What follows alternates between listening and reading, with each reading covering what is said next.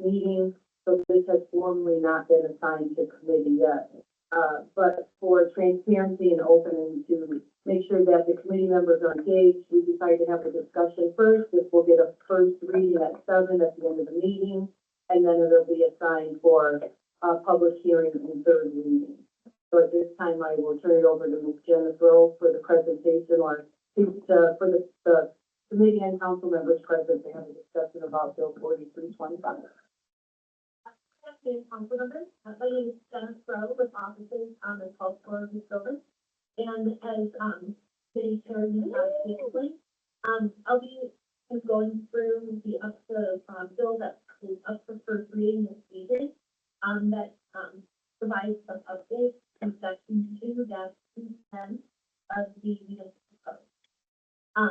Some of the updates to the ordinance fall into several broad categories.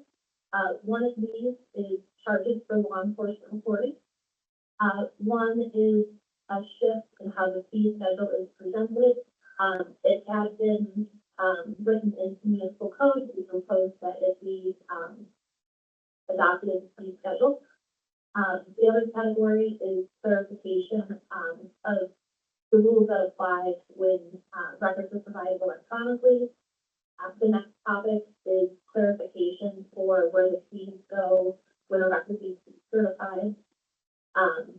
Another broader topic is the use of records from electronic data storage systems for commercial purposes, and minor updates to the fee schedule, aside from the inclusion of law enforcement reporting.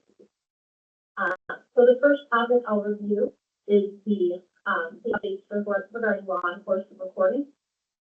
Broadly, the goal of this change is to work with requesters to make sure that they receive the video they need, and that so that the city can complete review of records more efficiently. Kind of an overview of the process that prompted these revisions.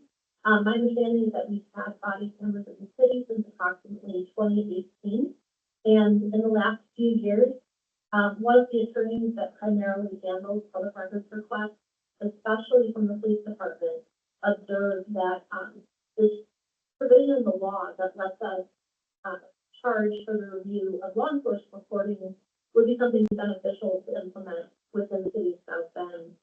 It just took some time to get into final form to present to the council. Due to the attorneys that are most involved and most knowledgeable of this topic being very involved in also reviewing the law enforcement reporting themselves. And also, we wanted to make sure to develop a process for the intake of record requests. We didn't want to come to council and propose this change and not be prepared to explain how the change is implemented. So all of that kind of background processing took some time since the need was first identified, but here we are this evening. As far as the backdrop to the implementation of law enforcement reporting of fees, this is something that the Indiana General Assembly decided back in 2016, that the charge for the direct cost of reviewing and redacting law enforcement reporting was warranted to allow municipalities to charge. And that was something that, when that bill, the language that currently exists of that bill was adopted by 96 votes of the Indiana House and all 50 votes in the Indiana Senate. So the language that currently exists, there seems to be a consensus among the legislature that that was a necessary change. The charge doesn't need to be related to the actual time spent, and the update that we're proposing is an hourly charge of $50 per hour with the statutory cap of $150 per video. And that $150 per video is the cap that is located in the statute. In implementing this and proposing this change, there's also been dialogue with the former public access counselor and review of public access orders, where the former public access counselor explained how the statute on law enforcement reporting applies and the the framework, like what is being proposed in this bill, is the preferred approach to having a fee structure for law enforcement reporting. And one important thing is that this is not taking away from a requester who just wants to inspect a reporting. That's a process that's provided by state law. This process applies to when someone gets a copy of the reporting on a disc, and or it's not a requester, and it's not subject to that inspection rules for requesters.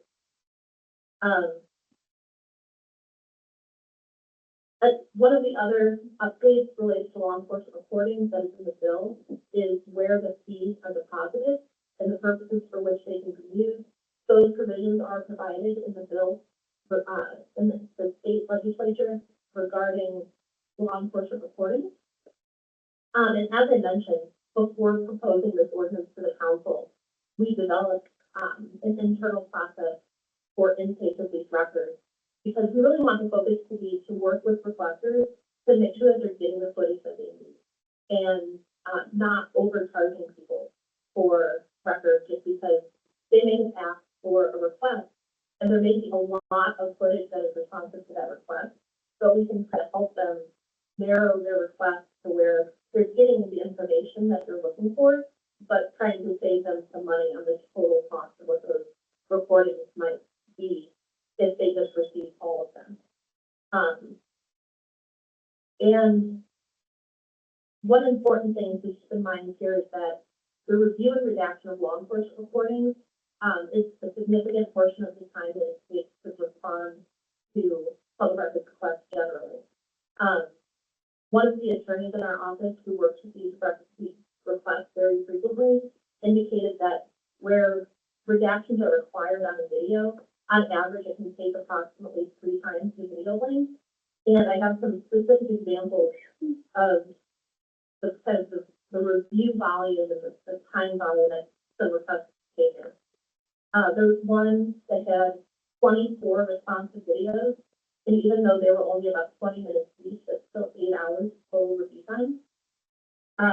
Another request involves 12 and a half total hours of video, but involves substantial redactions, because state law also provides specific types of information that are prohibited from inclusion in the records that we release.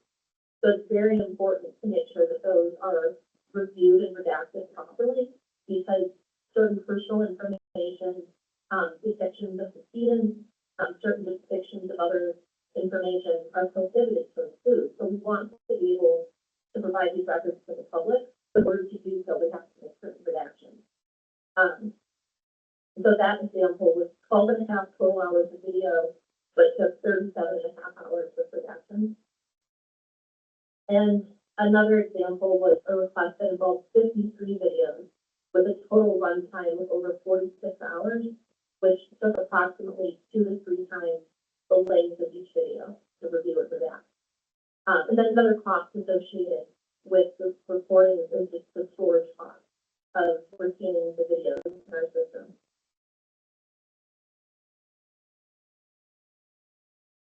Since the law began allowing charges for law enforcement reporting, fee schedules similar to what we're proposing with this bill have been adopted across the state. And those take a variety of approaches.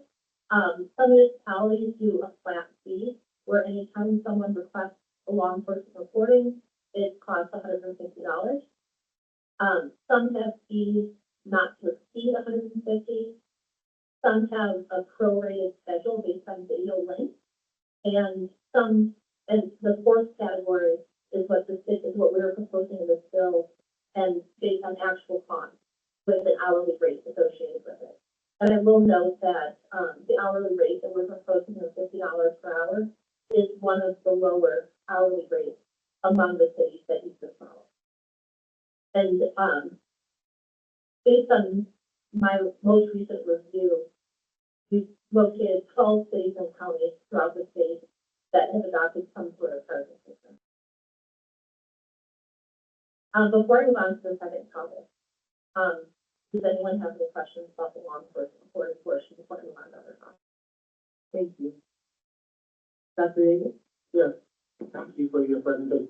Could you, provide us a list of the 12 cities Absolutely. and, that have adopted it and their fees? And, are there any other cities that you're aware of in, municipalities that voted to not have it? I would like to know both sides of that, those who supported it and those who said no to it. I'm not aware of any that have specifically considered the fee schedule and rejected it. But I can provide a list of the cities that, and other municipalities that we have. Indianapolis, Fort Wayne, Evansville, Carmel, Fishers, Bloomington, Hammond, Lafayette, Gary, Muncie, Greenwood,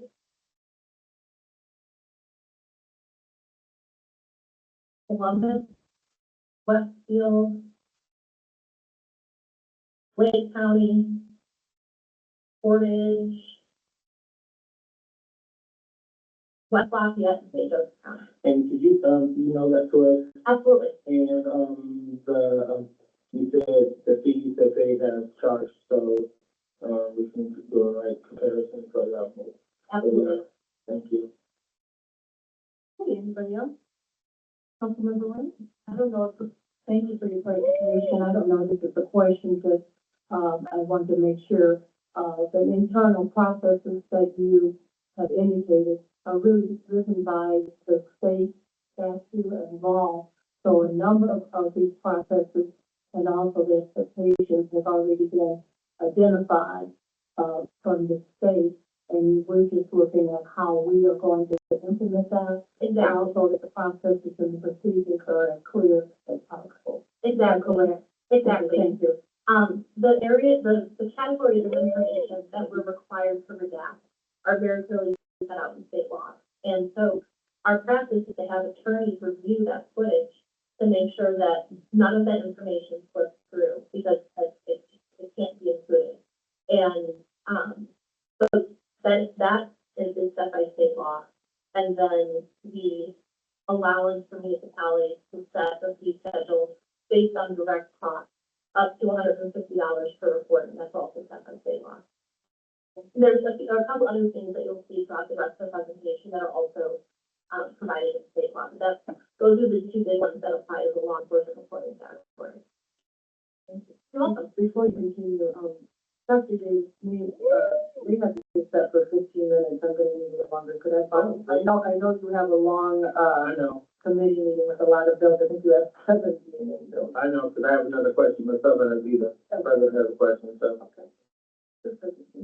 I'm not on the committee, but I wanted to ask the question to be clear. The charges are to the requester, not a victim, correct? So say for instance, something happened and a victim was requesting the video. Are there still provisions where they would receive what they needed, or is it? So the difference would be in a requester is a term art under the public records statute. So I'll kind of use that in the way if someone meets the definition of a requester, and victims would typically fall into that category. There's a provision in the law that allows them to inspect a recording, not actually just to receive a copy of it, but to inspect the recording, and that would not have a charge associated with it. The charges that we're discussing is just for someone to physically receive a hard copy of a recording. Okay. Councilman Warren? Couple points, I think, question that may help clarify some things. So this also wouldn't apply to criminal types of, where there's a case being pursued by the prosecutor's office, correct? I believe in those circumstances, I'd have to double check, but I think those would fall under the requester category. Because it would probably be a person that's depicted in the recording. And then, my second question would be, regarding the Community Police Review Board and whether that entity would be charged My understanding is that we're looking at potential other options, but I don't know, I'm not sure if the AFA process would be a vehicle for them to have, copies of records. That's something that I can look into for you. Okay, now how that process works, or if there's some connection, and maybe we can carve something out there, and that might be a way where there's victims or people to encourage them to go to the community police review board, and the board can get access to them besides just, coming and expecting. I'll definitely follow up on that and, provide more information. Dr. Reed, if you had another question? Could we have, you may have already seen it, but I'll double check it next year, the list of all the requesters that are, people like, Attorney Warner just talked about, people who qualify to be, requesters, who would be able to get that. And then the last thing is currently, if, as of today, today the 14th of July, if a person wanted to get the same information right now, how much would it cost right now? Without us adding this, what is in place right now? And so the public can compare what is right now versus what we are potentially proposing. So to answer the first part of your question, I can absolutely provide a list of what, the document copies, what is required to be a requester. Okay. But I do have a list of that in front of me that I can run through real quick. Okay. And that's part of our intake, that would be part of our review process in, receiving requests. Someone who's considered a requester, and this is all defined by state law, this would be the standards, but, if they're depicted in the reporting, if there's a surviving spouse, father, mother, brother, sister, son, or daughter of an individual depicted in the reporting who is now deceased, is a personal representative or an attorney representing the estate of an individual depicted who is now deceased. A legal guardian, attorney, or attorney in fact of an individual depicted who is permanently incapacitated. An owner, tenant, lessee, or occupant of real property, the interior of which is depicted in the recording. The victim of a crime or who suffered loss due to personal injury or property damage, and the events depicted in the recording are relevant to the individual's loss or the crime committed against the person. So those are the categories of people under state law that are considered requesters. And all of those who are considered requesters would not be charged a fee, correct? If they would like to inspect the recording. If they're like to be inspected, but if they would like to receive a copy of it, then that's a fee of the 100 up to go up on the copy. And currently, what would happen if one of those requesters or somebody today, as of today, before we even implement anything, what would be the cost or what would be the for that now? Currently, the charge is just for the cost of the zip, which, I believe is in the range of about $20 or so. I don't have the actual amount in front of me right now, but it's in the fee schedule that is part of the bill. That amount hasn't changed. It'll only be the actual cost of the zip of hard copy. Not the change here is the incorporation of the labor costs involved with reviewing. So currently, if I wanted to go, or responder, requester wanted to go and get the information, now they just pick up this and no other fee. That's correct. And if this goes into place, they will pay for the bid and potentially whatever, if they want a copy of it, then they could exceed not to $150, correct? That's correct, and it is per recording, just for the sake of clarity. It's per recording. That's correct. So if they need multiple recordings, they need 3 or 4 and $50. That's correct. And that's where, I mentioned at the beginning of the presentation, where our goal is to work with people who request, not necessarily requesters, because that's a term of art, but all people requesting footage to try to help them get the most relevant videos first. And like, if it's an arrest, like you want to start with the arresting officer or the officer who wrote the report on something, and then see if there's other people on, we'll be able to help help try to narrow the focus of the request. And if somebody ultimately wants to see everything, like, that's absolutely fine. But we want to try to be as transparent as possible to give people clear expectations of what the charges could be and help them narrow the focus of their request if a couple videos would give them the information they're looking for. Thank you. You're welcome. Did that answer all the questions that you had in Councilman? Well, I have more, but I'll just email you and I'll see the copy and then I'll let you know stuff, because we are out of time. So I'm good. And this is just open for discussion, so I appreciate your questions. Okay. Dr. Davis has been gracious to give us some extra time.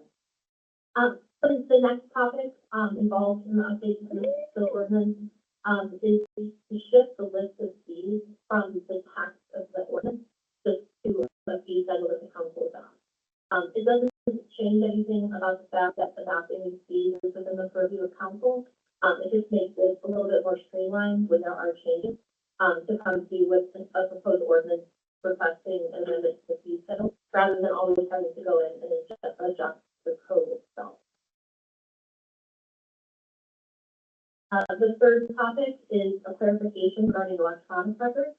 And this is just that, under state law, that if records are provided electronically, unless otherwise provided by a different statute or court order, that requesters are not charged for records provided electronically.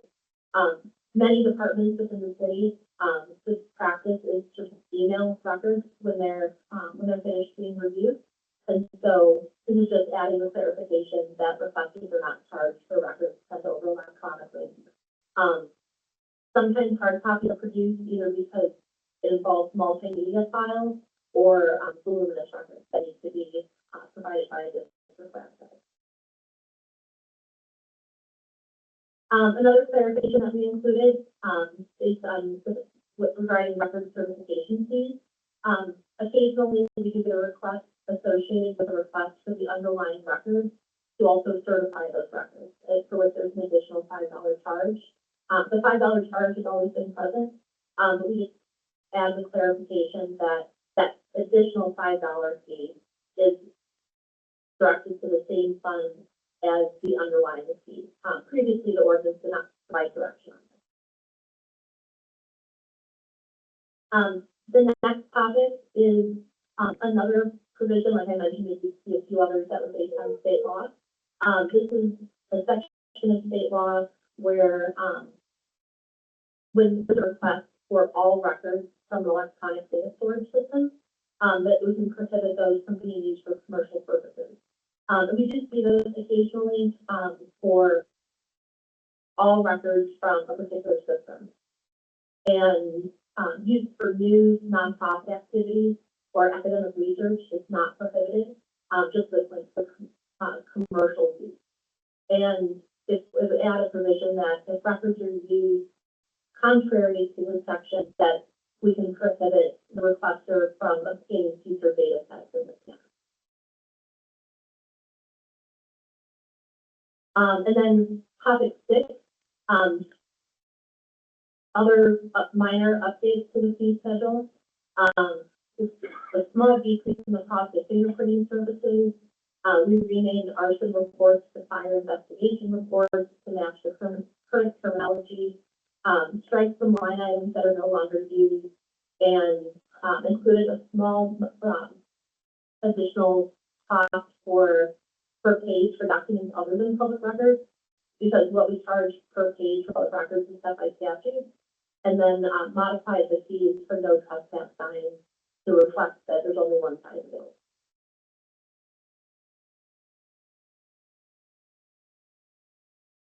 Thank you so much for that presentation to us, Jenna.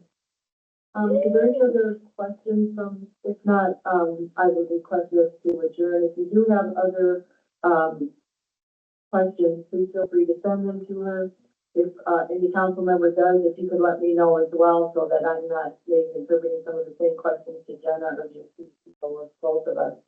And again, this was just a discussion, so we could get this out there. It will be assigned for, to committee this evening. Thank you so much, Jenna. At this time, the Personnel and Finance Committee is adjourned. And we will commence with the Zoning and Annexation Committee chaired by Dr. Davis. And thank you kindly for your time. Thank you. I got it up, so I can't even complain. Thank you for having that meeting too, because I know it's very important. All righty, we would like for our clerk to please call the name of the zoning and annexation committee, which we will begin now. Councilmember White. Present. Councilmember Warner. Citizen member Henry Davis Jr. Citizen member Stacy Odom. You hear that? Present. Committee Vice Chair Thomas Morgan. Present. Committee Chair Dr. Davis. I'm present. 6 members present. Okay. And we look at our bill number 2925. I think there was something requested for that one. Could you clarify? Good afternoon, Tim Dell, zoning and Johnson. Unfortunately, for the applicant has requested the Soaring Street be withdrawn. Okay. Do we need to do a vote on that, or do we just accept it? Withdraw it, you can accept it. Okay, we accept it. I appreciate that. That clears out a lot of situations in there. All right, cool. Now we'll move forward to bill number 3025, the special exception at 1111 Mayflower Road. Yes, good afternoon, committee members. Mark Delastrita, zoning specialist for the Office of Building Enforcement Board. Before you is bill number 3025, a petition for a special exception by the owner of 1114 South Mayflower Road, permit the school, pre-K, primary or secondary, as defined in section 21-06.01 F11 of the city zoning code within the suburban 1 district. In this case, the school would specifically serve a pre-K or early childhood program.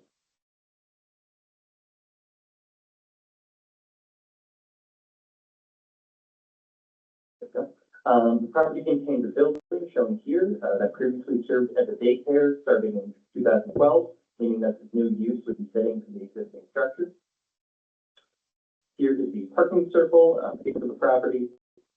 And then here's an overhead with the entrance off Mayflower Court to the north, which is on the left side of the finish. A pre-K program would also fit the surrounding land use and zoning in this area, the suburban residential neighborhood. Finally, this use would be compatible with recommendation E5.1 from the city's comprehensive plan, which is to establish and maintain a consistent planning, review, and development process for institutions of higher education, private schools, and the SBCSC to address existing and future school facilities. Board of Zoning Appeals send this petition to Common Council with a favorable recommendation. Thank you. Any other questions before we hear from the presenter? Seeing none, the presenter is here.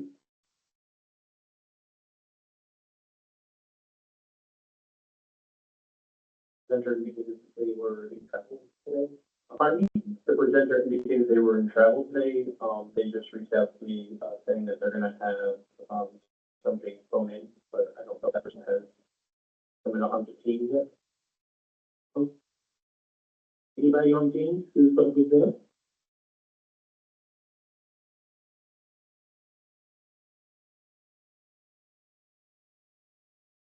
Hey. You know they're going to be here tonight at 7 o'clock maybe? I do not know, but I can reach out to them and confirm. We'll refer over to our attorney, which presenter may or may not be here tonight, then we'll just go for it tonight, so then with no recommendation, or? Correct. That's the way we historically can. All right, do we need to have a public hearing on that, Stuart? But we can really have a public hearing, and we have a presentation. Okay. All right, well, can you continue to reach in this time to be, please be here at the 7 o'clock hearing, or at, with the court, the presenter maybe. And, we'd like to take a motion now in this meeting. Make a motion to send forward with no recommendation. Could our clerk take the roll, please? Councilmember White. Councilmember Warner, Aye. Citizenmember Stacey Owens, Aye. Committee Vice Chairman Whiting, Aye. Committee Chair Dr. Davis. Aye. Okay, thank you.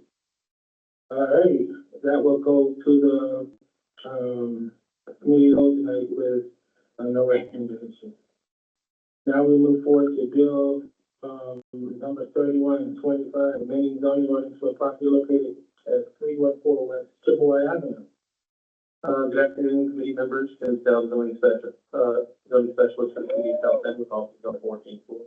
Before you is bill number 3125, a petition to rezone, 250 Chippewa Avenue from C commercial to F2 suburban 2.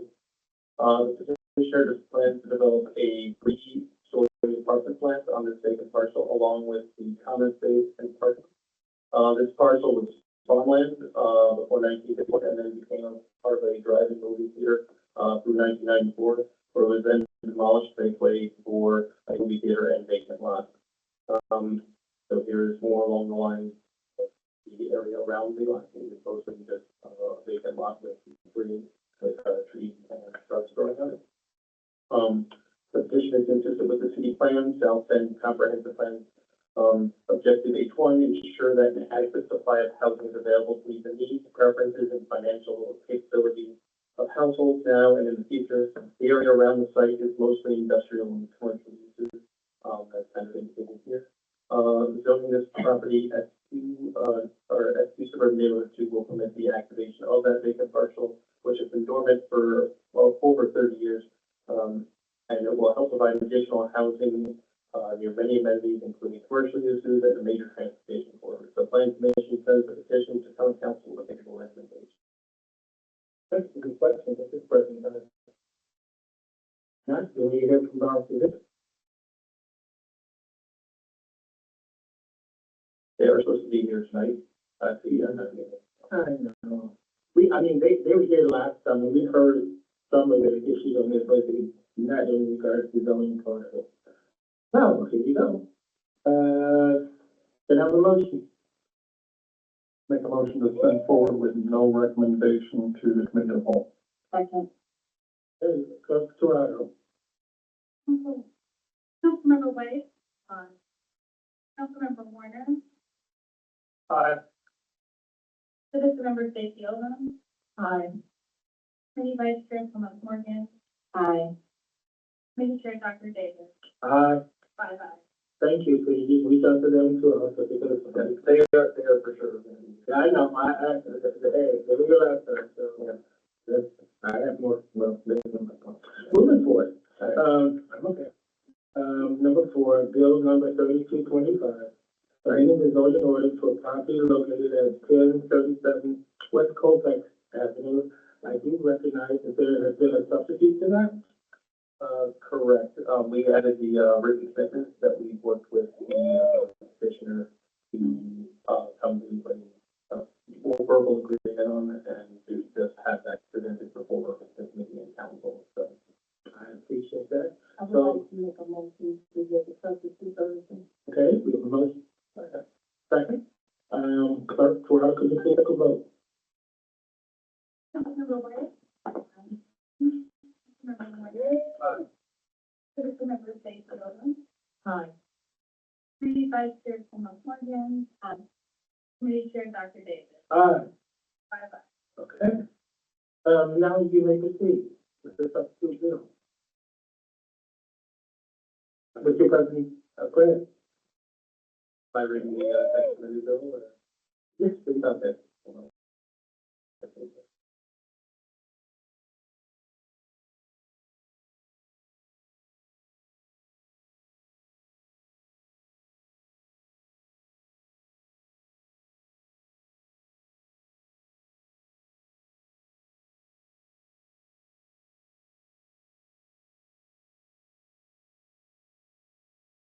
An ordinance of the common council of the city of South Bend, Indiana, amending the zoning ordinance for the property located at. We don't need you to read it. Oh. We have it. If you just summarize it, make differences and the changes. The only substantial change is in, section 2, where it's, reference to from, applicable to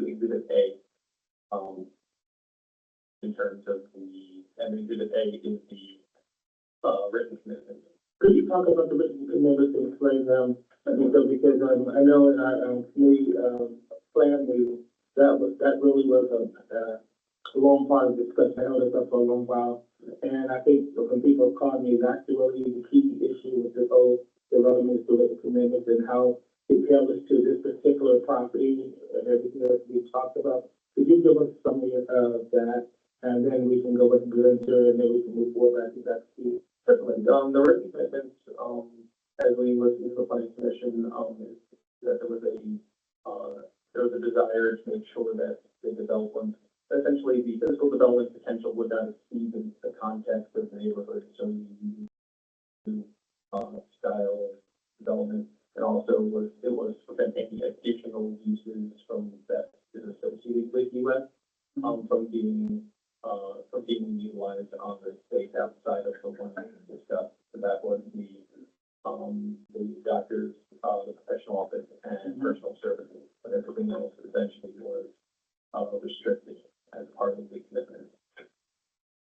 And that key section in here is on page 1.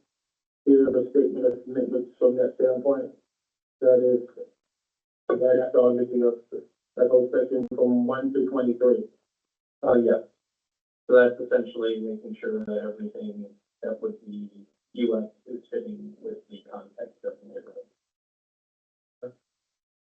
I was there and it was part of it, but before we have the questions that anyone you have regarding this document, at least 1 to 23, that you may need to have more clarification on before with us. I think that's fine. Yes, just one, clarification. What time that you, had indicated, unfavorable, but was working again with the petitioner and with the planning committee, you were able to come up with, the written commitment. And so your recommendation now is favorable. So the planning commission, staff recommended it unfavorable, because, so staff presented to the planning commission, we made the unfavorable recommendation. Part of that was the formal lens of making sure that it fit the neighborhood plan, back up our friend. Presentation.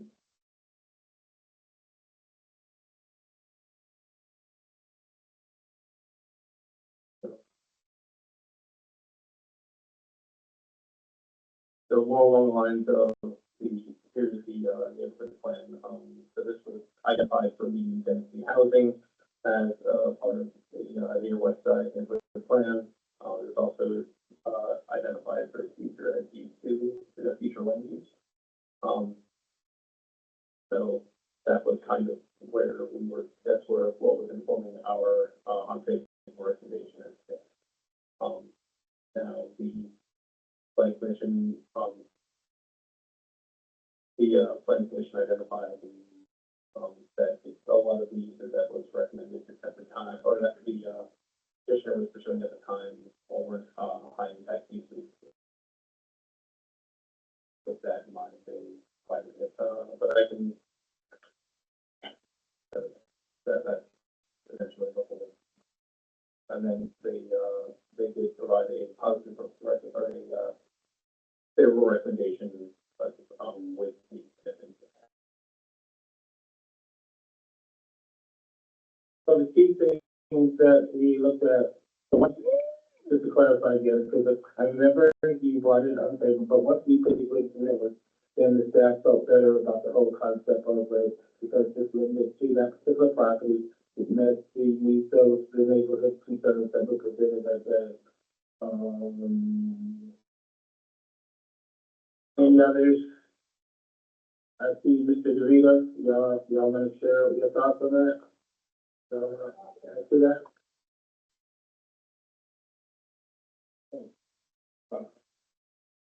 Important thing to discuss that, and this unfortunate was, I think our staff recommendation is the same. I mean, our recommendation as staff is the same as what we recommended previously. The plan commission, however, is what is the recommending body to you. through the negotiations that were had sort of live, at the time, there were a number of, written commitments that were proposed that would mitigate some of the concerns of rezoning this to urban, flex, because urban flex allows for a four-story building to be built on that corner. With a broader variety of uses that would be allowed. So what we tried to do is listening back to the audio of that plan commission, which took us a little bit of time, to try to list out all the things that would basically say, this will remain a house, so it should conform with, in this case, the U1 neighborhood building standards. So that's about height, setback, things of that nature. And then it would also limit or exclude all the uses in US that were not compatible with the U1 neighborhood district. And I'm testing if I'm saying something the wrong way. But would allow for the two uses that the petitioner was proposing, which is medical dental and professional offices. And that would allow for the law office. I think there was like a wellness sort of component. So those two uses would then be allowed through this process and allow the petitioner to do those two things in the process. That's right. Are you clear about, if you want to follow up on that? I'm clear, and I'm gonna ask at the end of our meeting, I noticed we have a lot of special exceptions, and, the purpose of it, why we have them, which I know why we have them, but I think it would be nice to clarify that. Well, this is zoning. No, yeah, this is not a special Right, exception. right. But, I mean, look at the list, that's the point I'm gonna ask at the end, and also to see how have we responded to the special exception. Pretty good in terms of staff responded or how we just manage. Man. Okay. Yeah. Yeah. Mhm. Okay. Thank you. Okay. I know we're gonna hear from the petitioner too, so, I think I'd like to hear from the petitioner, before I ask some of my questions, but just to the, if we're accepting questions on the commitments right now, I just want to, firstly, thank you for, articulating and codifying these commitments. I was online at the Plan Commission meeting, and, yeah, it was very confusing. Even in listening to the tape, a second time, it was hard for me to, to jot them down. So very much appreciate the work here to codify what these commitments are. Because members of the public, or residents who may or may not be at this meeting tonight, haven't seen the commitment. I'm just seeing them this afternoon. It might be worth it if they, if they are here to be able to answer some of those questions specifically about what those are. But, the one question, just to clarify and speak verbally, is that,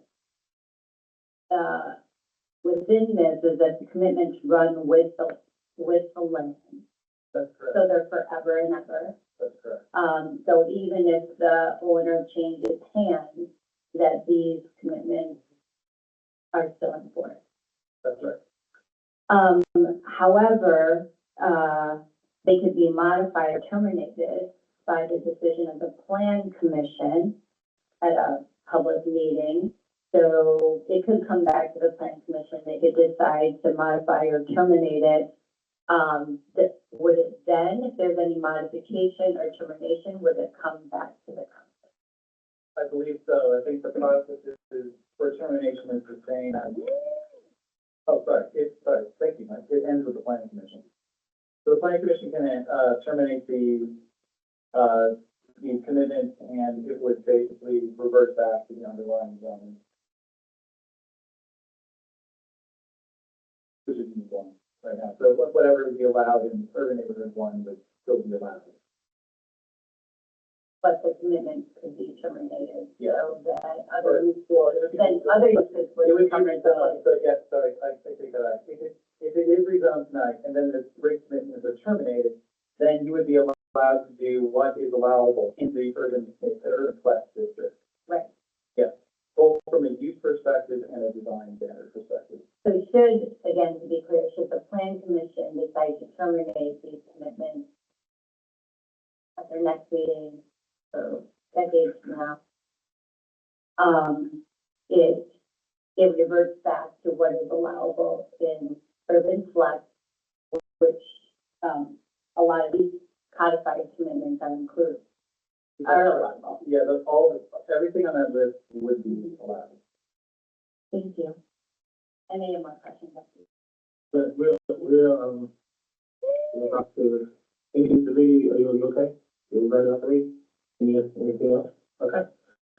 It was a long meeting, y'all. It was a very intense meeting, and a lot of good questions. It was a good meeting, it really was. And I would say that's the reason for the delay, unfortunately. I Not something that we wanted to do, but we wanted to make sure we got it as clear as possible. And I appreciate it, because like, it's like, Councilwoman, it was, you did your work. Listen for my presenter now. Please state your name and your address and share it. Hello, everyone. Hello. You can put that down a little bit. There you go. I'm gonna pull it down because I understand. 411 is important. I am Myra Reed, presenting for My Properties LLC, located at 1822 East Fox Street, South Bend, Indiana. And I just want to talk about the petition. Thank you for reading the petition. As you heard from staff, the 1037 West Colfax, the petition is to rezone that from U1 to UF. This property has been basically a residential property, however vacant for a very long period of time.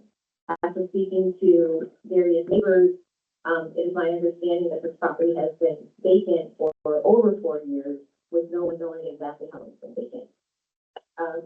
There's been several problems at this vacant home. There's been unauthorized people living in the home, lots of animals living in the home, and it's basically in a bad condition. There's several things on the exterior that need to be addressed, and that's something that Maya Properties will be willing to do.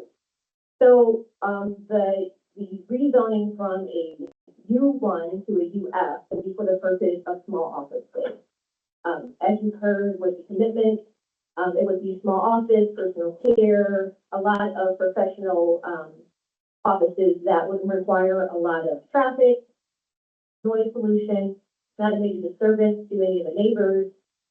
It's in between downtown and the teen center, so it won't be any added traffic.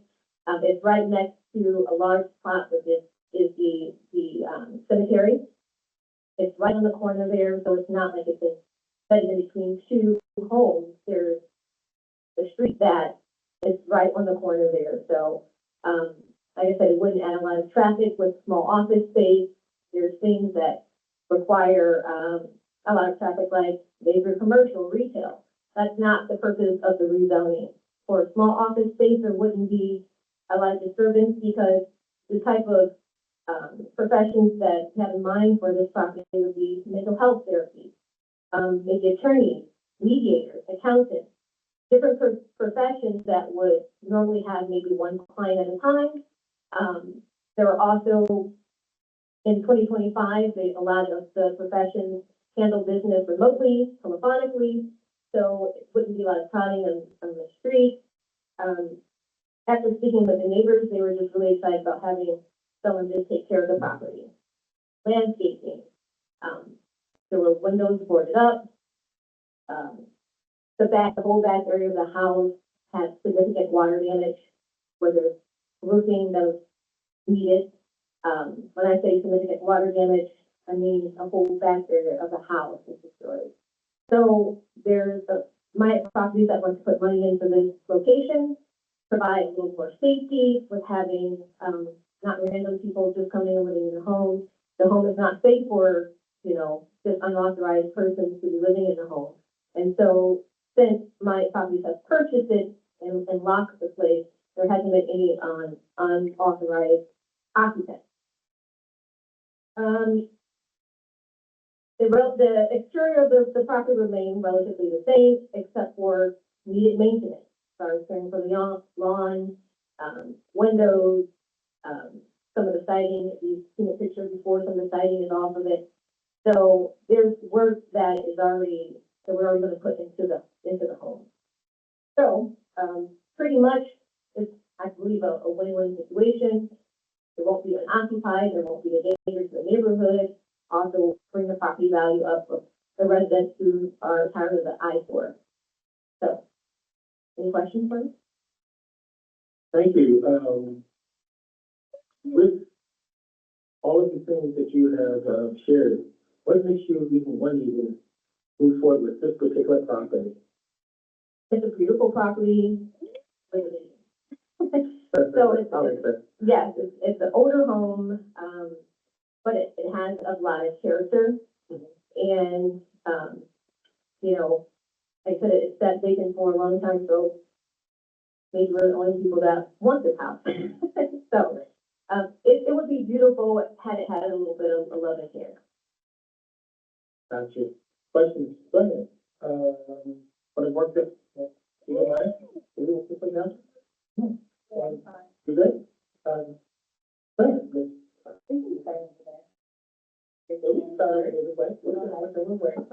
So when you, come back for the, is it possible to have a picture of the property that as it is? I can't see. You want to flip on the screen? There was, a picture, there it is. There's the beauty. Thank you. Questions? Questions? Questions? Questions? Okay, go ahead. I have a few questions. Thank you very much for your presentation. That's helpful. I was wondering if you could say a little bit more. So a small law office is intended. It's small office space, so it could be anything from mental health therapy, attorneys, mediators, accountants, insurance person, just professional office. Okay, so not specified law office, but that range. Yeah. And could you say more? You said, and also, well, a wellness component. Are those two separate businesses, or that's just within the range of what? That's in the range of a professional office, so mental therapist, that will be, I guess, what they were considering. Okay. Mental, physical health, I guess. And so,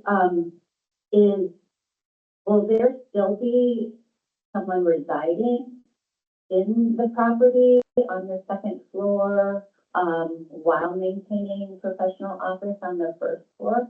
No, there is no one residing in the property at all. It has not been occupied, formally occupied with permission for over 4 years. No, my question is, will someone be, It won't be, or yourself be residing in the property with the law office? Or with the office, it's not a law? no, Small office. no, Okay. it won't be, a home. It'll be small office space. Okay, with no residential component in any part of the building. Thanks. Thanks for clarifying that. That's a question that I had gotten. The other, actually, this is a question, I don't know if you can answer it or if our staff can answer it, but there was in the written commitment, a change in the maximum height for a sign, for non-residential use.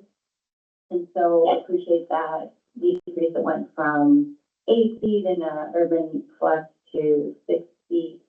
However, my question relates to, square feet of the sign. So in urban flex zoning, sign is, you can have a sign up to 32 square feet, which seems like a lot, or a large sign in a residential neighborhood. Was there any discussion with you and the plan commission or staff about signage? So the signage, I believe, was changed from what is allowed in the U one. So that's why there was a big decrease. So let me pull up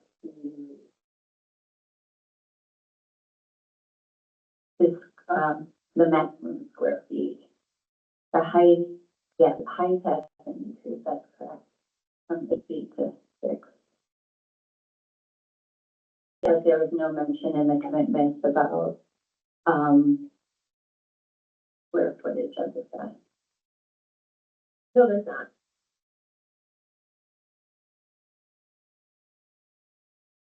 I don't know if staff has any comment on that. So right now signage would be allowable up to 32 square feet, which is, could be as large, it doesn't have to be, right? I mean, and feel free to, if you have any comments about what kind of sign you have in mind. I mean, it doesn't have to be 32 square feet, which relates to about 8 by, 8 feet by 4 feet, which is pretty large. Maybe you don't intend to have a sign that large. From a debt perspective, we were just going through as many, of all the possibilities, and it looks like the square footage is not listed. However, if you wish to modify the commitment to reduce that to one,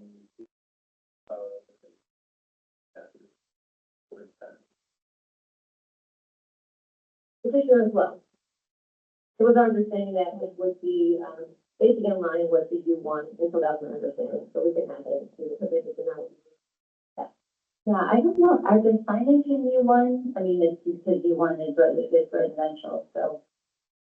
There's other allowances in U one, besides just residential, so that's why the commitment reflects that of U one.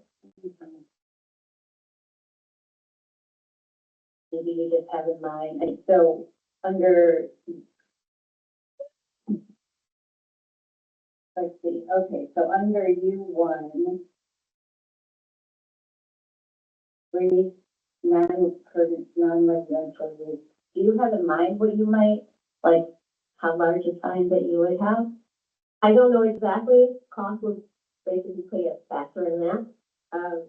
But as I stated, anything that's allowed in the U one, I'm willing to commit to that as well. So a freestanding sign, one per street footage would be up to 32 square feet. You're looking at U one. Mm-hmm. So whatever is allowed in U one, then I'm willing to commit to that. So 32 square feet, yeah, could be as wide as 8 feet, as high as 4 feet. It can't be higher than 6 feet in height. Thanks for that. Yeah, I was kind of surprised to see that signage for non-residential use in U1 was that large. I know, I don't live too far from that, and so the bed and breakfast has signs that aren't that large, and it's up to, so, but it's pretty, I think disproportional to what, the yard space they have and the house and the nature of the building, and use. So, the plan is to be very tasteful and not to change the atmosphere of the neighborhood. So it won't be bright lights blinking, anything that looks like a retail. If you look at some of the other firms, insurance companies that are throughout the same neighborhood, it will resemble something like that. I think when I think about this, we could add a commitment about the signage, because I totally trust that you wouldn't have something this tasteful. But again, because it stays with the property, and switches owners, we can't guarantee that that would be the case if you were to transfer the property. Did you have a comment? talking with my staff there, but just a clarification, you and that's the same person for non-residential, so no community. No, it'd be still 32 square feet. Right, Roughly. right. Yeah, I just noticed that too, 32 it would be allowable. Which might be a concern with some neighbors. And then I think my final question really is, you had mentioned that you had spoken, I know you had spoken to neighbors. I know this is something that, Councilman Davis asks often at, planning commission meetings, but I don't recall the question being asked at the planning commission meeting. Then if you had spoken with the neighborhood association or a meeting of the neighbors. No, I have not. But you mentioned that you did speak with some neighbors. Yes. Okay. I was curious about that. I mean, I too have not spoken to the neighborhood association about this, but, there were, and I just want to say this, for the record and for you know too, I think that, it really might have been helpful, for the neighbors to know the intentions and also the written commitments, because, at least some of the neighbors that I had spoken to and who had contacted me with questions, had real concern and opposition to it. So I had heard by phone calls, and emails and conversations with, 9 residents who are opposed to the rezoning CUF and 3 who are likely opposed and had concerns, but none of them had any plans really for it. And so I think that's probably the basis of their concerns. So I just wanted to share that most of the immediate neighbors that I heard from, opposed it, but also the written commitments weren't in place at this time for them to look at it. So, with conversation, they may have been more open to it. That's all. And I appreciate that, thank you very much. I spoke to some of the immediate neighbors, the neighbor right next door, the neighbor right across the street, right behind. I didn't get any dissent from them, so I would have happily addressed that, but I'm hoping that whatever, comments that you received, that the commitment addresses it. That it will stay the same visually, won't impact any of the traffic, and, won't be any sparking signs in front. Thank you. There was, you wanted to see the back? You have a picture of the back of the house? It's the side of the house, is there a picture of the back? Don't have a picture of the rear of the house, just more along the lines of the side of the street, and then from the, down the, that's when you see, If that was the question. All right. Any other questions? A lot of questions. It's good. I don't have any right now. Let's just pause and, have the public hearing. And then I'll come back if there are any questions from that. So we're going to open up now for the public. Those who like to speak in favor, please come forward. Or if you're online, please share your thoughts. State your name and your address and then proceed. I do not see any members of the public in person or online wishing to speak in favor of the bill. Okay. There are those in the public who are in person or online who would like to speak in opposition to the bill. Please do likewise. I do not see any members of the public in person or online wishing to speak in opposition of the bill. Okay. So at this time, we will close the public hearing. And, any other questions, comments, or what is your pleasure regarding the substitute bill for us to make a recommendation to the committee as a whole? David, comment. Yes, you can say the comment, Thank you. and then we can, I just want to share that this was a tough one for me.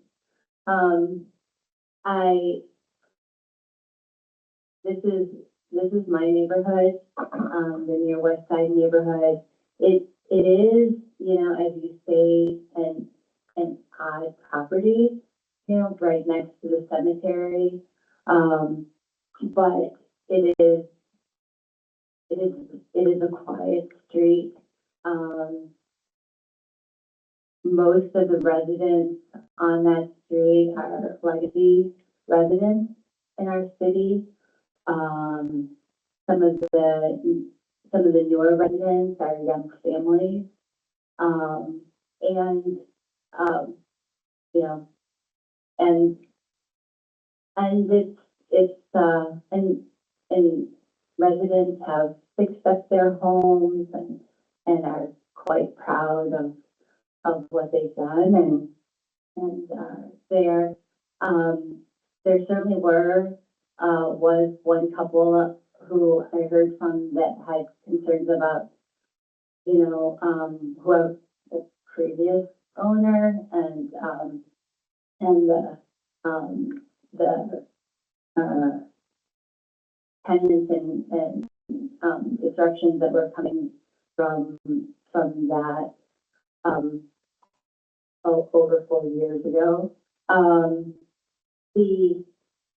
The exciting thing about this neighborhood is that there have been small developers like yourself, who have been purchasing homes that have been vacant, for even longer, than the 4 years that this home has been vacant, and turning it, rehabbing it and reselling it or renting it as residential, and they've been quite profitable doing so. So I know that it's still profitable for some of these developers to keep it residential, to renovate it, turn it over, and to sell it without needing to upzone it.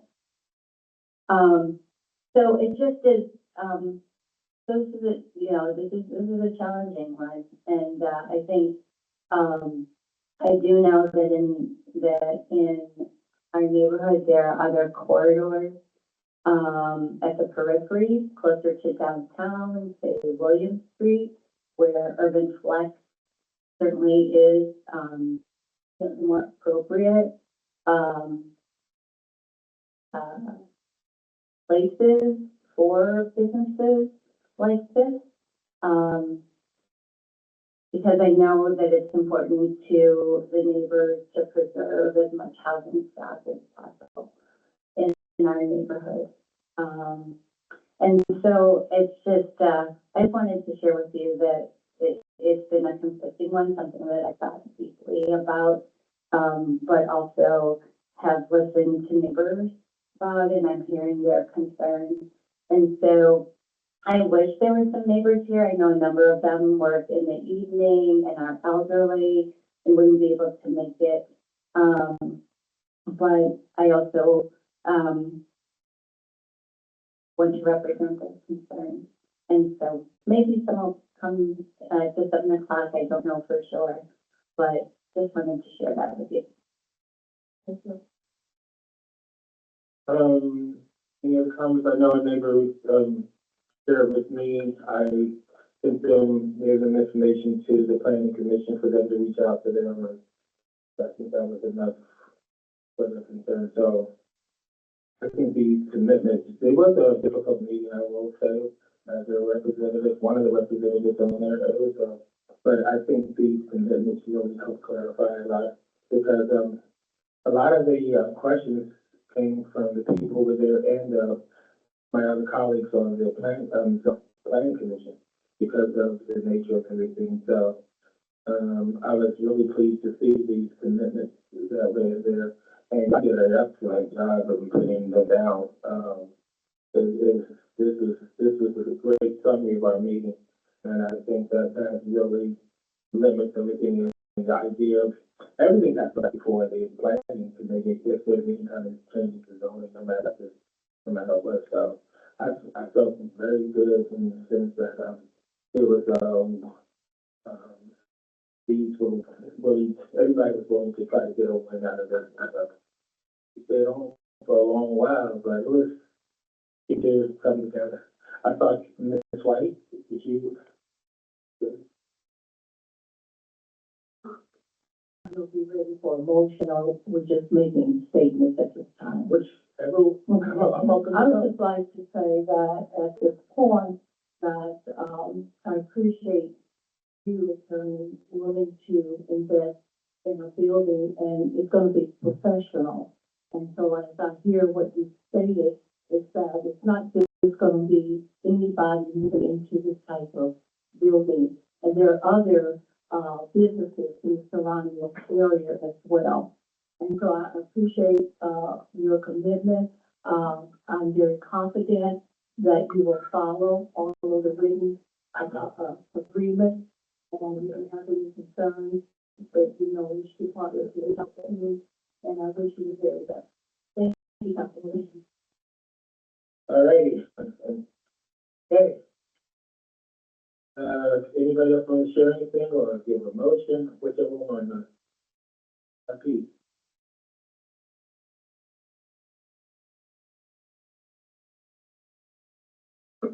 Well, I would like to make a motion that the substitute bill, 3225 will be sent to the council with a favorable recommendation. Second. That has been moved, it's been second. Ms. Toronto, clerk, could you please take the roll? Councilmember Wade? Aye. Councilmember Warner? Aye. Citizenmember Stacy Oda?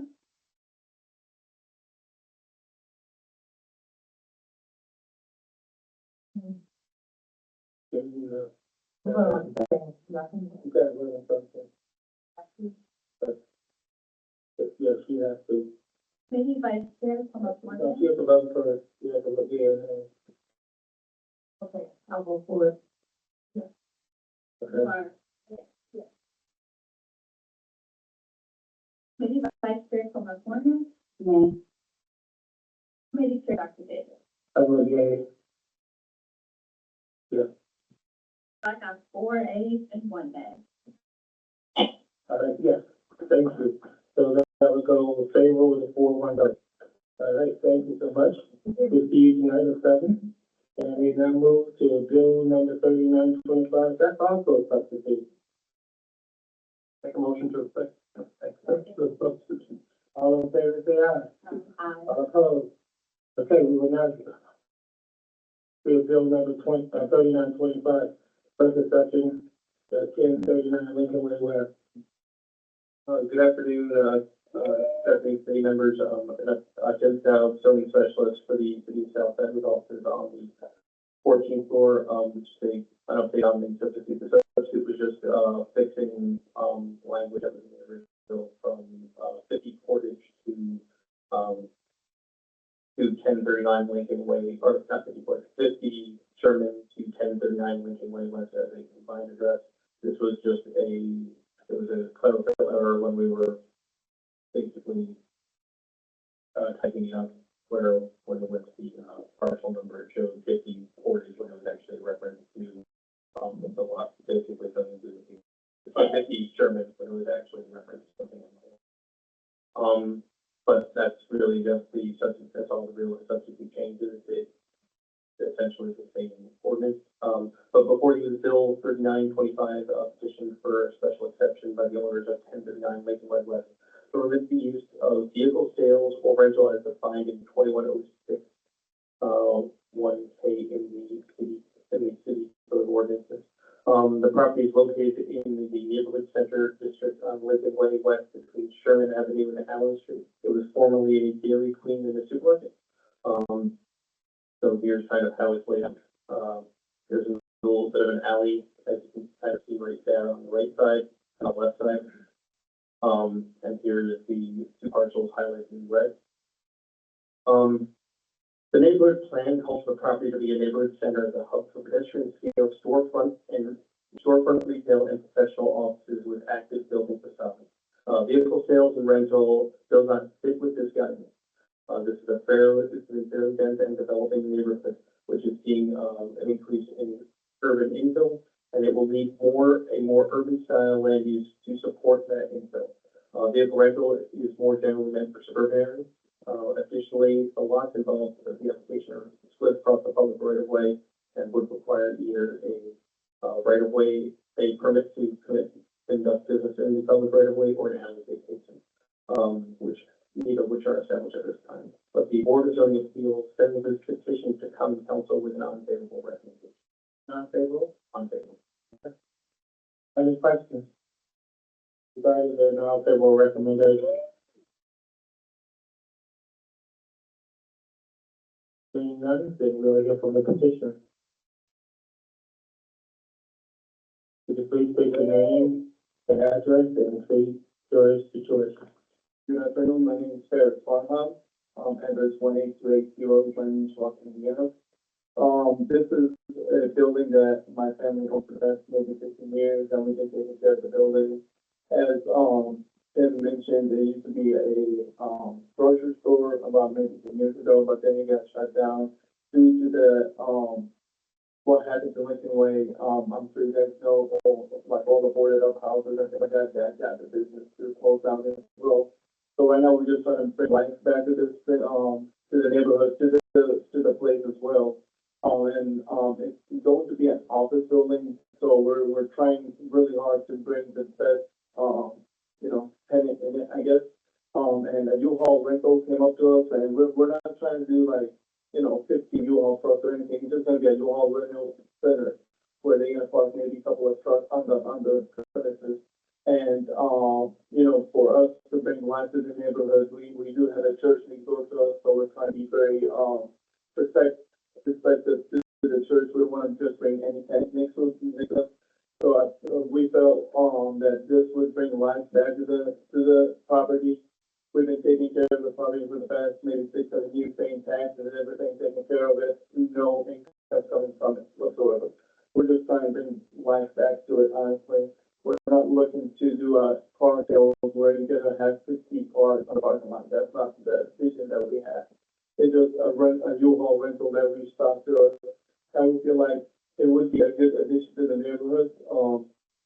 Again, they're not gonna put 7-8 trucks, then we probably 2 U-Haul trucks, and it's only an office building at the end of the day, because technically it's an office for the U-Haul, but that's what we're planning on doing with it. The building's been vacant for the past 6 years. I feel like bringing someone to bring life to it, bring change to it. I feel like Lincoln Way needs to change. There's a bunch of boarded houses, boarded buildings, and we just want to bring life back to it. That's all we're trying to do. What was your response to the zoning board when they denied your response? The same thing I just said to you guys tonight. We're just trying to bring life back. I know you guys are trying to build houses. There's a couple of glitches that came on the past maybe 6 months or so, which is a positive change, but we're just trying to get positive, change to this building. Bring something to it that doesn't look boarded up, you know what I mean? Like, we're just trying to bring it back. Again, we're paying taxes every year on this building with no income. We're trying to be very strategic on who to bring in. Again, we had so many opportunities for different things, but we, due to the church and the neighbors and all that good stuff, we're trying to be very respectful for that. So, a U-Haul rental is not gonna make any difference to the neighborhood. It's not gonna cause any issues. We have the lot for it. Obviously, we can fit 2 trucks or a truck or whatever it is.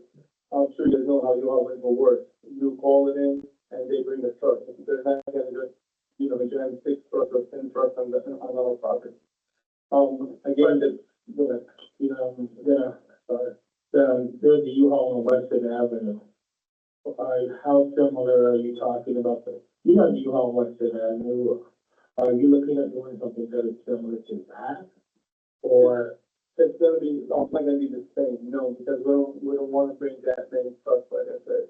The representative from U-Haul that we talked to, they said no more than 3-4 trucks that's gonna be parked, and they're gonna be rented and bringing back. So they're not looking to do what Western is doing, no, sir. Questions from community members, comments? Council, Mr. White? I have a question in regards to the, recommendation. It's not against having a building office, but I think that if I hear correctly, it's in regards to the rental, having vehicles and on the property when it's not necessary, it's not, zoned for this purpose. Yes, Mhm. So would you be willing to have the business but not the vehicle? I would think, U-Haul would, they would need a place to park their truck. So that's the request, is they probably can have a couple of trucks parked on our, so that wouldn't be just, renting out the place as an office. But for me, technically, it is an office because, someone will be sitting there, someone will be taking, or calling, or, responding to emails and whatever it is. And, I just feel like we want to bring something, back to the neighborhood, bring something to this building. Because it's just been vacant, we had a lot of, breaking into it. Like I said, I'm sure you guys know how Lincoln Way is doing right now, it's just a sad situation. But we're just trying to definitely get something in there, so. Different. Do you think you could get an agreement from U-Haul and have maybe just 3 or 4 trucks? Yeah, we can, yeah, the district manager was supposed to, state that for us. Again, yeah, we can bring that. What made them not already bring that, limitation while you were going to the board of zoning yourself? Is there something that, it was an oral agreement or we talked about it, and didn't. Like I said, yeah, just something that I missed. But, it's just the first grade. Thank you. Thank you for your interest in wanting to bring life back to that area. But we also have to think about how that looks. I know that they have on the southern end of Lincoln Way, these drop-off places and Bendix, and it's not something that looks appealing, in the neighborhood. And what would stop that from being just a U-Haul place and become a place where people would have cars, where people, because once you get the perception that you wouldn't have to necessarily do U-Haul, it could be cars out there, and especially with the church next door. Are you guys planning to do anything to improve the look of the building? Or will it still be the same building, just with U-Hauls in front of it? Yeah, I mean, the building, we're probably gonna be out, operating, like I said, we just been taking care of the building the way it's sitting right now for the past 6 years, because it's just been vacant, so we're gonna just, something breaks, we'll fix it, that's how we're gonna do it. But obviously, if I do all come in, the building is gonna get it's gonna be remodeled, it's not gonna be demolished and rebuilt, but it'll be, it'll get a change up, it's gonna, whatever, the roof needs fixing, it'll get it fixed. And we're looking just to do a U-Haul. We're not looking to do, again, like far scale. I know what you mean, if we do need that exception, but we're not looking to do, memorial, there's nothing that will. But there's no guarantee that down the line that wouldn't happen. So that's what the issue is. What can happen down the line?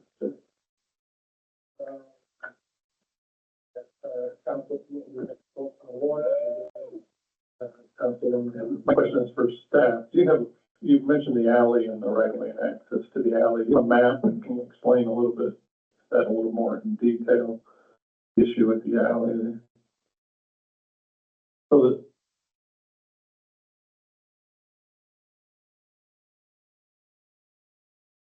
So if you look at the map, how it's highlighted, there's the two, hatch, boxes are the two properties involved in this.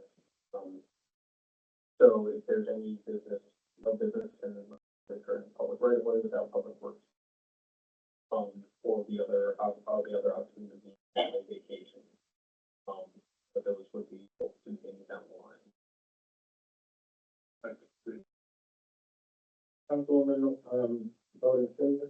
Thank you. We really do appreciate you wanting to bring life back to that community. And I'm just concerned about all the car sales on that. That's around the corner from my church too. But my question is U-Haul the only entity that has expressed some interest? No, we had several, companies came forward. Like I said, we were trying to be very strategic and very respectful. So we had a company that wanted to do a small shop. Obviously, we don't want to Okay. do a church. Mm-hmm. We had someone that wanted to do, only, which is plywood frame. But and we didn't wanna do that either due to, you know, we have a church in store, we have neighbors and all that. So we're honestly being very strategic on who we wanna put in there, so that's why it's been vacant. Because we just don't wanna put anybody in there, but at the same time, the zoning is not helping because it's saying that it's zoned for MC and for office buildings, doctor offices. Unless we have, that doesn't look like an officer office, no one's there knocking on our door and open a doctor office in that area.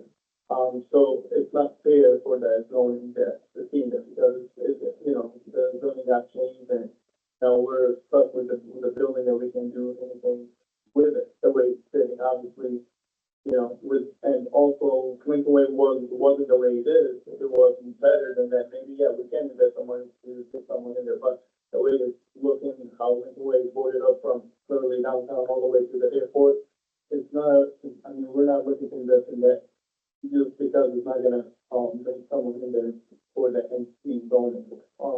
Again, we're just trying to be very strategic, we don't wanna bring anyone next to our church or next to that church. So a U-Haul, it's a quiet business, couple of trucks, that's what the district manager talked to us about, and that's what we're trying to do. So, Follow-up question? yeah, so, Was this like in the other, deal, is it possible to get agreement, just putting that on the table? Because we're in I think you're in a situation, perhaps, let it remain vacant. that's the situation that we're running into right now. So, yeah, it's gonna be vacant. So I'm just putting it out there for all council members to consider. Question, to the staff. I know in area plan, I keep calling them area plan, so that, staff been putting now, we work on written commitments, the board of zoning appeals work on the written commitments, and their deliberations are, I'm not sure about that. And if they do, what make them not do it, or what if they do, you know, what made them not do it, and if they do, what, would that have to go back to them first? So they are able to do it, but what's likely is the reason why they did not do it is because it's a combination of these things. The existing lot with the existing structure there is a former, like I said, ice cream shop market, so it's not really a automobile centric structure to begin with. And on top of, I don't think they saw anything, and also as we pointed out, the neighborhood plan is calling for something to support the, what essentially what's supposed to go in over the next few years as displayed by the image, from the neighborhood plan, I think. But that, you said that the, zoning was changed after, was the neighborhood plan, when it was ice cream shop, and he, a store, that was all a part of the neighborhood plan, the thing, or was that something? There are two plans that cover this area. One's the West Side Main Street plan, we objected to that. And secondly, the, N&N plan, adopted, by council. The zoning change with, we brought all the neighborhood plans and the corridor plans up to the, adopted zoning, the proposed zoning that was put into those plans. We brought them forward when we adopted the new zoning ordinance. In that process, we contacted all property owners in which the zoning might change because of those plans. So these are all based on adopted council plans, adopted neighborhood plans that were adopted by council. So with that, we, went forward with changing the zoning across the city where there was an adopted neighborhood plan, and only in those areas. If a property owner, disagreed with that or wanted to talk to us about that, we had the opportunity. We actually did work with a few property owners that either wanted to keep it the way it was or to think of something else. And so we did work with a few property owners in that process. But that all changed with the adoption of the new, South Bend zoning ordinance in 2020, when it went into effect January 1st, 2020. And just adding some context is that the, Planning Commission noted that there is a lot of development happening on Sherman Street right now. It's more than a couple duplexes. The neighborhood has, seen a great deal of change in the last couple of years. Even right across the street, there's a new house foundation going in on Blaine and Lincoln Way. So I think, and there was a person, who, stepped up to say, we kind of disagree with the idea that Lincoln Way is only boarded up shops to the airport. There was pushback on that. I would also agree with that statement, that's it. I remember, if you refresh my mind to that, thank you. Okay, go back to years. Okay, cool.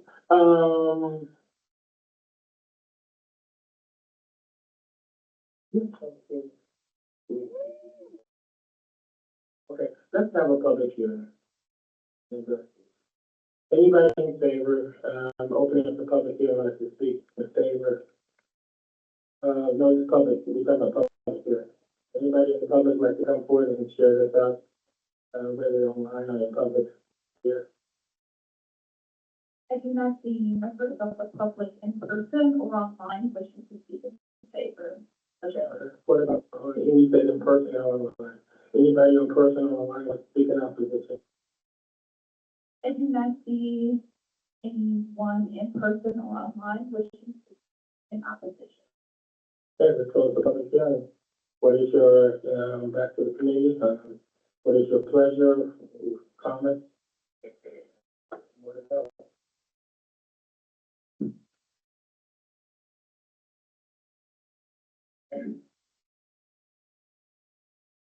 I like that idea, I think it should be given an opportunity.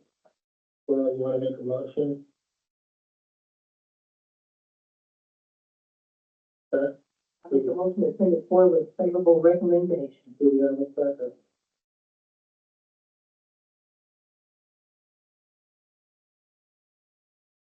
Seeing no second, I think I have some other lack of second. Do we have another motion?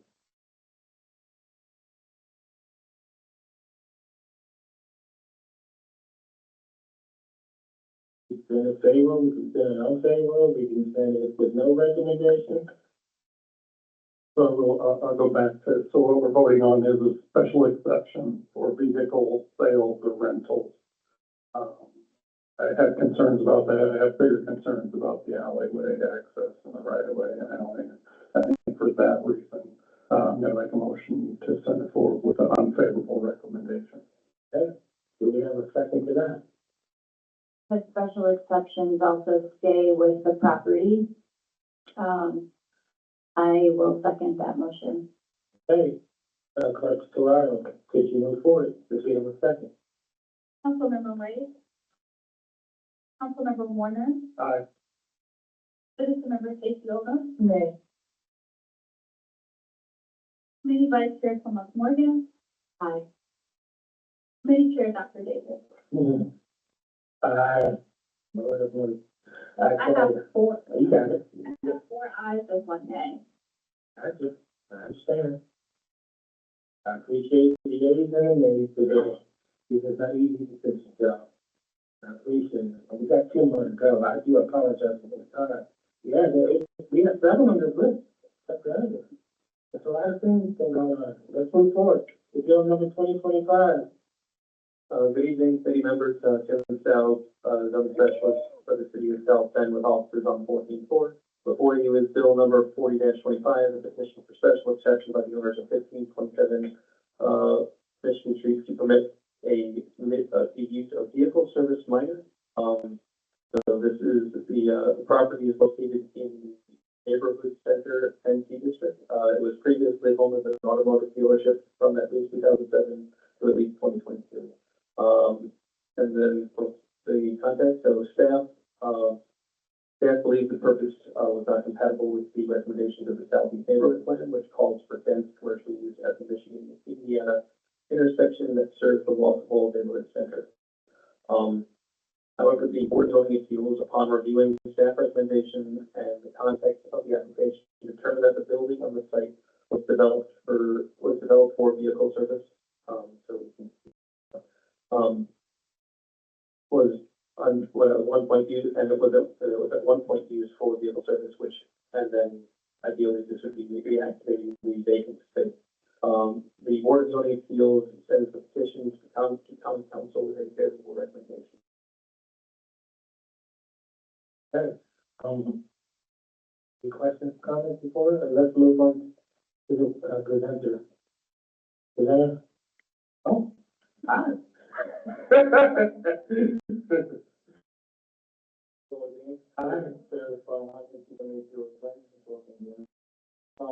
So we own the building for the past several years. Again, same thing, it's built for the garage, then I give it to, it's out of sales for the past 1 year or so.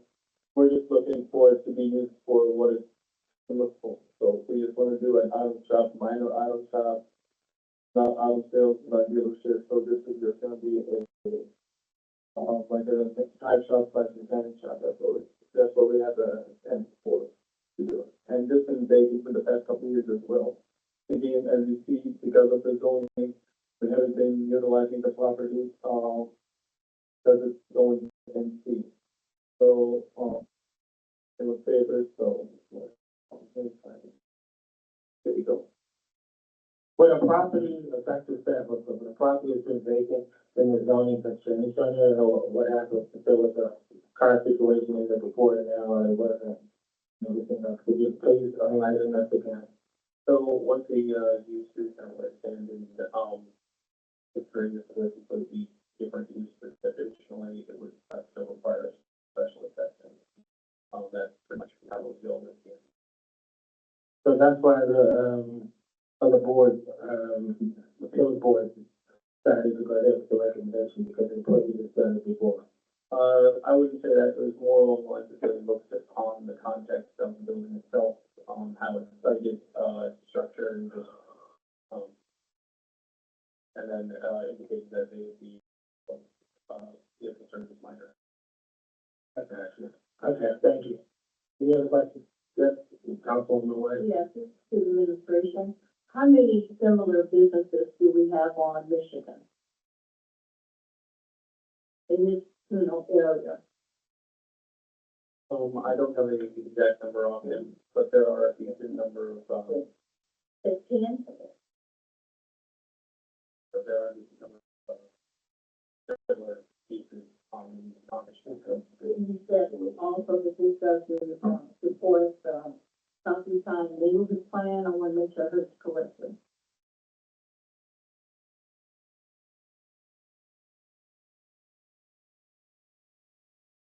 The Southeast Neighborhood, Tim Quirk conducted planning, officers on 14th floor of the building. The Southeast Neighborhood plan is just basically verbal, or in text, wrote that it was, that the idea here was for,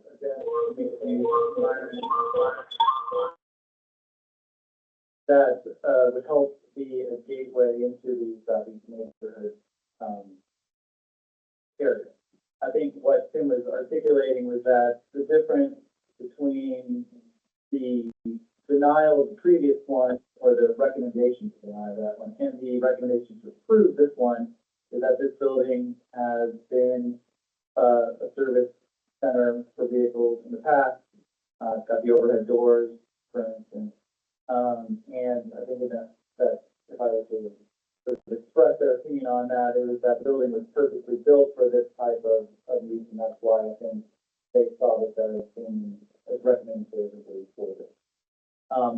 The Southeast Neighborhood Plan doesn't quite have the same level of big detail that some of the newer plans have, that actually articulate building footprints on properties. The plan was a little bit light when it came to like how that might look and feel for this particular site, but it was written into the plan itself, kind of describing what it would look like. And thus, I think that's kind of the difference, where the previous one actually had a building footprint associated with it as well. Other questions, comments? I know, the councilwoman from that district will call me, but I'm sure she'll be here tonight. I think she will, she may even be online. And her concerns, I might express that later. Let's go to the public. Anybody would like to speak in favor of this bill online or in public? Please share your thoughts.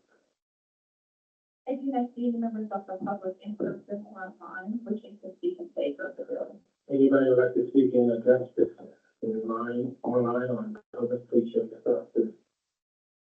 I do not see any members of the public in person or online wishing to speak in opposition. Thanks, Bill, as I know, through the years, we've had with great concern that so many cars, people working on that process. We talked about it over and over again.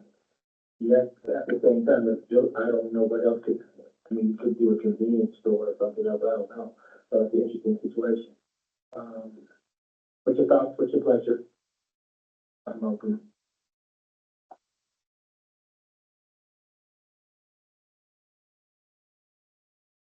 Recommend the board for favorable recommendation. Then do we have a second?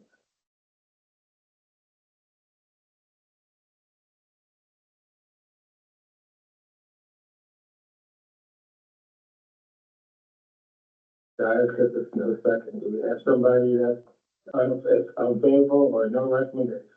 Civil one.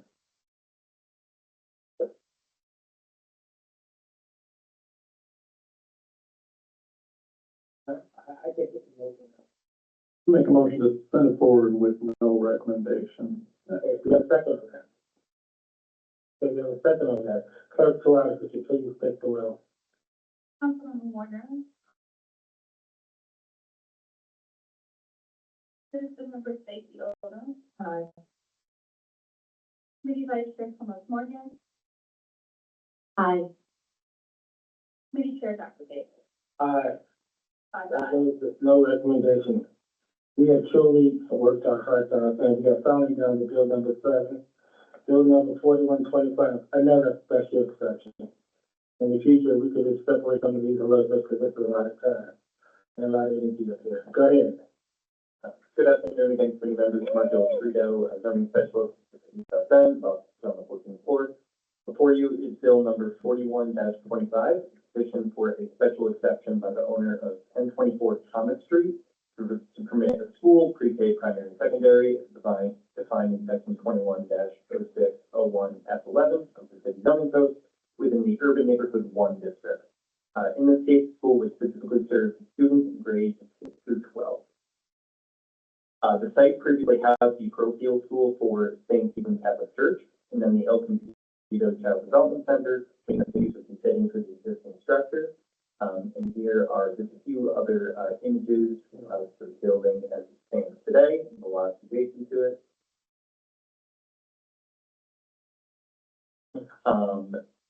It would also be, this use would also be consistent with the West Side neighborhood plan shown on the slide, which outlines the neighborhood's desire to retain a place of learning and community space on the site. Finally, this use would be compatible with recommendation E5.1 from the city's comprehensive plan, which is to establish and maintain a consistent planning, review, and development process with institutions of higher education, private schools, and the SBCFC to address existing and future school facilities. The Board of Zoning Appeals sends this petition to Common Council with a favorable recommendation. All right, any questions before we move forward? Now, we'd like to ask for those presenters, please state the name, those state Steve, as a member. And also, Stephen, Justice Smith, with the Trinity, Center for Trinity Schools at 1024 Thomas Street. We're excited to move into the new West Side neighborhood. Looking forward to bringing our school into the area and providing education to children of the area, and grateful for the new chapter, grateful for the favorable recommendation. Okay, any questions? No questions? Now you can go. We open it up to a public hearing. Those who like to speak in favor, whether you're online or in public here, please, come forth to show your name. I do not see any members of the public in person or online wishing to speak in favor. Thank you. Those who are in opposition, please do likewise. I do not see any members of the public in person or online wishing to speak in opposition. Thank you. We'll close public hearing. Any final thoughts, comments, recommendations? Yes, Councilwoman. I was just wondering, in that neighborhood, would you reach out to students in that neighborhood to attend that school? Where would they be coming from? Thank you.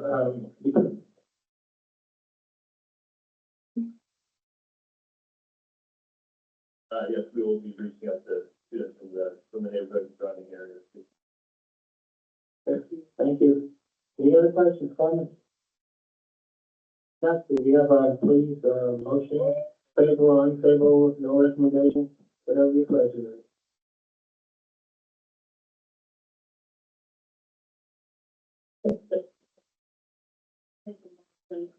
Starting, special exception for bill 41-25, the possible favorable recommendation. I'll second. Okay, we have a motion, we have a second. Can we take a roll? Councilmember White. Councilmember Warner. Aye. Citizenmember Stacy Dolan. Aye. Committee Vice Chair Thomas Morgan. Aye. Committee Chair Dr. Davis. Aye, we, 5 ayes. thank you, we truly did our work today, y'all. Thank you for, our meeting is adjourned, and I do apologize, Councilman, Warner, for our lateness.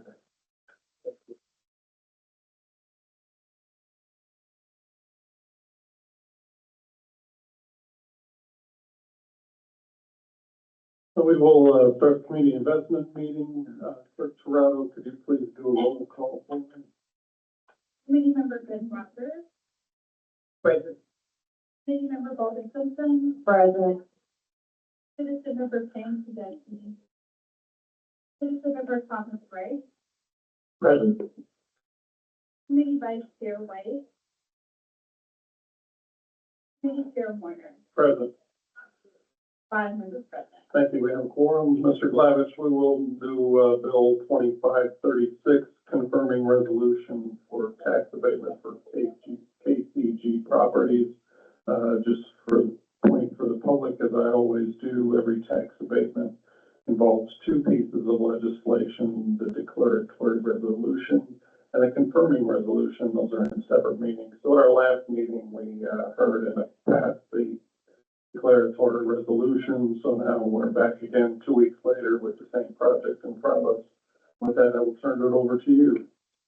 To Eric Lavich, Director of Growth and Opportunity, Offices on the working floor of the building.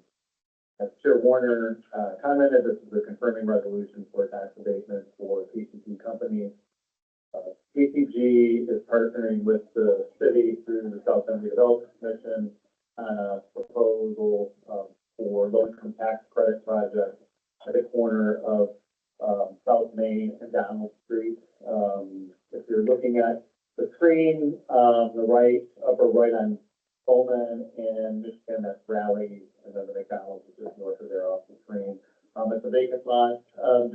I know my colleague Joe kind of talked about this 2 weeks ago. Low-income tax credit projects it's a competitive process. Developers compete through at the state level for tax credits that support affordable housing. Real America is an example. You've seen them building the Diamond View apartments next to the ballpark. That was a low-income tax credit project. Through these projects, the city is required to provide at least a 10% match to the project cost. The tax abatement that you will be considering for confirmation feeds into that city support. If the project does not continue because they do not get the low-income tax credits, then the abatement, there's no benefit there because there's no project. So completely project-based. KCG is an Indianapolis-based company. As I commented, they're partnering with the city through the Redevelopment Commission. And on the screen, you can see kind of a footprint. I don't know if Joe has showed this, but it's in the packet that we've been provided, kind of a footprint of what KCG was thinking for how this project might look. The taxes, it's been a vacant lot for many years. It's currently city-owned, so it's not bringing in any taxes. If it was not city-owned, it would only be bringing in about $270 a year. The city support through the form of this 10-year tax abatement would be roughly $330,000. So I will pause there. I do know that Carlos from KCG is on the line. Let me note that the audio was a little spotty, but she's happy to answer any questions. Thank you. With that, committee members, any questions? Council members, any questions? Okay, with that, we'll open it up to the public. Are there any members of the public wishing to speak on bill number 2536? Confirming resolution tax abatement. I do not see any members of the public in person or online wishing to speak of the bill. Any of those against? I do not see any members of the public in person or online wishing to speak. And then bring it back to the committee members. Comments? Now I would take a motion. Member Bolden Simpson. I just once again am pleased that the gateway into my district is looking better. Thank And hopefully with the grant, so we've got a long way to go, two or 3 years till grant would break, but thinking positive. and we'll every little step at a time we do, right? And with that, can I have a motion at this time? That we finish this comes to a full recommendation. Second motion. I have a motion for its favorable recommendation of second. Clerk Trotter, can you please do a roll call, please? Committee member Clayton Rogers, Aye. committee member Bolton Simpson, Aye. citizen member Thomas Graham, Aye. committee vice chair White, committee chair Horner, Aye. 5 ayes. And with that, the bill will go forward with favorable recommendation, and, Community Investment Committee is now adjourned at this time. Thank you. All right, before we go, we're just briefly go through the non-formal. We will have the invocation, for Pastor Joseph Reisinger, a pledge, roll call, report from the subcommittee on minutes for May 12th and for June 23rd. No special business, no reports from city offices. Committee of the whole, bills on third reading, resolutions, and privilege of the floor. Oh, I'm sorry. Unfinished business, new business, privilege of the floor, and adjournment. Thank you, everybody. We'll see you tonight at 7 o'clock.